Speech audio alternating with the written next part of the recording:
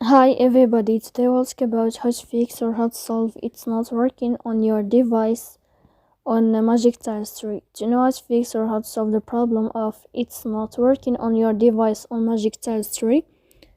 You should just go to settings. Here you can click on apps, default apps, app settings. Then this list you will enter to the window or to the app of Magic Tiles 3. Here you can click on first stop and you can click OK. Then you will enter to the window of storage.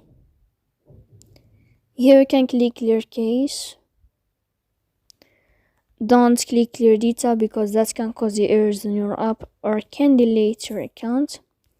In the end, you can go to Play Store and you can search about Magic Tiles 3. If you'll find your update, you can click to update your app.